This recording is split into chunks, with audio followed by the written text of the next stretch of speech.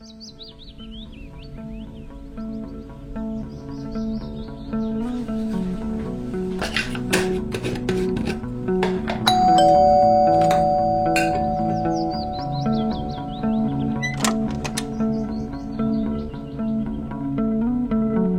अश्विका, ये आते.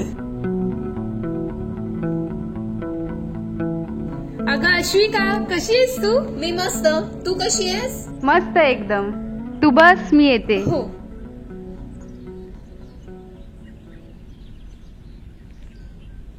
कसा आहेस जयेश? मी मस्त आहे. तुझं कसं चाललंय? खूप वर्षानंतर भेटलीस आज. हो रे, कामामधून वेळ कुठे मिळतो?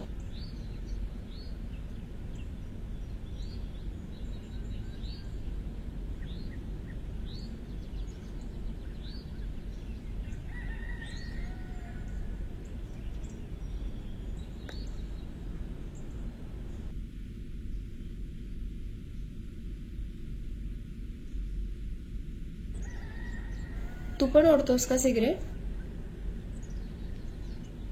नाही ग, काल रात्री मित्र आले होते घरी पार्टी करायला. त्यांचाच आहे तो बॉक्स.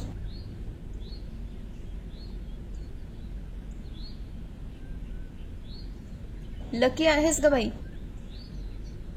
का बरं? सिगरेट ओढत नाही म्हणून मी कशी काय लकी?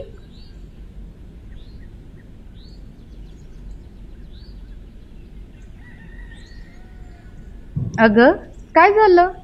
शांत का झालीस? या सिगरेटनं अख्खं आयुष्य व्यापून टाकलंय माझं. सुरुवातीला काही वाटायचं नाही. शेखर खूप स्मोकिंग करायचा. चेन स्मोकर होता म्हणणं. लग्नानंतर सिगरेटचा तो वास खूप आवडायचा.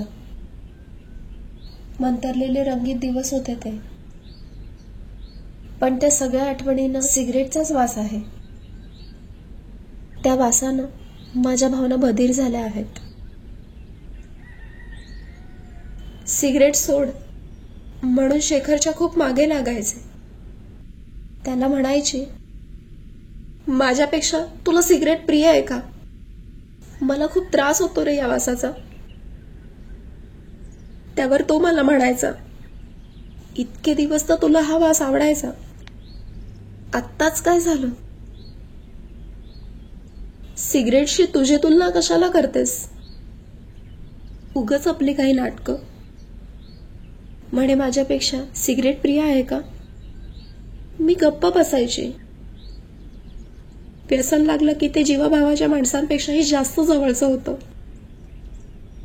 माझं खाजगी आयुष्य सिगरेटच्या धुराने काजळून गेलं. मी मनाने कधीच शेखर शेखरूप होऊ शकले नाही. शरीर सुखाच्या क्षणी माझी इच्छा मरून जायची. शेखरला याची जाणीव होती. त्याने सिगरेट सोडण्याचा खूप प्रयत्नही केला होता, पण ती काही सुटली नाही. फक्त थोड्या प्रमाणात कमी झाली.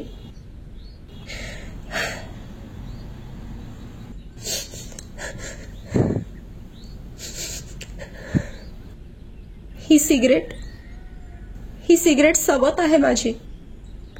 हिने माझ्या नवऱ्याला अशी भूल पाडली आहे की मी आता बद्ध झालीय.